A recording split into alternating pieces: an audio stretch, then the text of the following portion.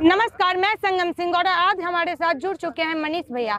तो आज हम मनीष भैया से पूछते हैं जो अभी जो फिलहाल में आरा में जो घटना हुआ है, जो भरत कुमार तिवारी के साथ हुआ है, क्या ऐसा होना उचित है? नहीं होना चाहिए।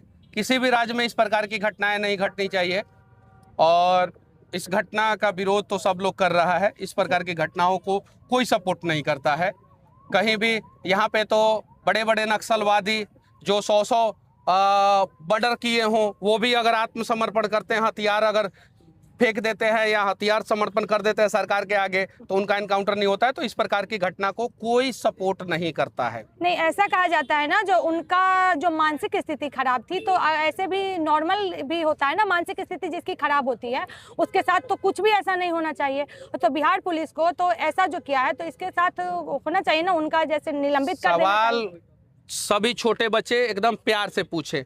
सवाल मैच कर रहा था, सेंटेंस मैच कर रहा था, प्रॉपर हिंदी सेंटेंस था, और आपका सेंटेंस भी मैच नहीं कर रहा है। बताइए, क्लासरूम में भी मैं आप लोगों को यही समझाता हूँ। बताइए, सभी छोटे बच्चों ने अच्छे ढंग से पूछा ना? अब पूछिए, सवाल पूछिए। हमारे जो बिहार राज्य है इसमें बेरोजगारी बहुत हद तक बढ़ गई है, इसके लिए आप क्या कहना चाहते हैं? स्किल नहीं है, सरकार कैपेबल नहीं है, दोनों कारण है। सरकार कैपेबल नहीं है, और जो लड़का सरकार के भरोसे बैठा हो कि सरकारी नौकरी हमारा जीवन संभालेगा, यकीन मानिए कि उसका कुछ नहीं होने वाला है, क्योंकि सरकार नौकरी तो देने से रहा। अभी 16 लाख फॉर्म भरा था और 4000 बच्चों 4210 सीट आया था।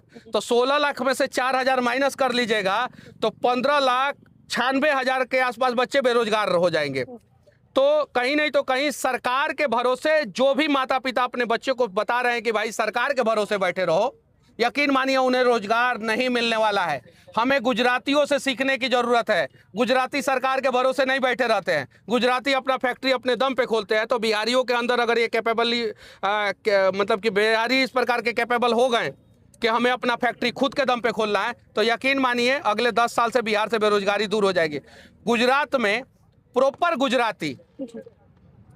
गुजराती आज के समय में बेरोजगारी का रोना नहीं रोते हैं।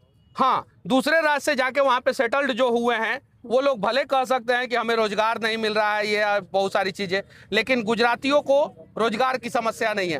तो वो हमारे अंदर क्षमता होना चाहिए। अब देखिए, गुजरात में कोई चाय बेचता है तो चाय बेचते बेचते प्रधानमंत्री बन जाता है। गुजरात में अगर सिस्टम और सरकार किसी को तड़ीपार करता है तो आदमी बदला लेता है और गृह मंत्री बन जाता है।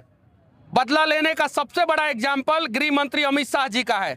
उनको यही सिस्टम और यही सरकार, केंद्र सरकार तड़ीपार घोषित करा दिया था, और उन्होंने कहा था कि तुम्हारा जो सिस्टम हमें तड़ीपार घोषित कराया है उस सिस्टम का राजा बनेंगे। और गृह मंत्री यानी सारे IAS IPS का हेड है गृह मंत्री, और आज अमित शाह जी गृह मंत्री बने हैं।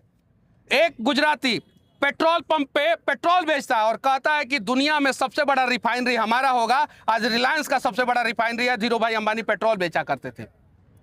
एक गुजराती समंदर के किनारे सोता है और कहता है कि यह समंदर एक दिन तुम पे राज करेंगे, और आज देख लीजिए अडानी, उससे बड़ा पोर्ट दुनिया में किसी के पास नहीं है। आप कुछ भी विरोध कीजिए, सपोर्ट कीजिए, मोदी गलत है, अमित शाह गलत है, अडानी गलत है, अंबानी गलत है, जो भी कहना कहिए, लेकिन उन लोगों ने संघर्ष किया और अपना मुकाम हासिल किया। हमें सीखना वही चीज है। तो हमारे यहाँ का नेता कहता है कि लाठी में तेल पिलाओ।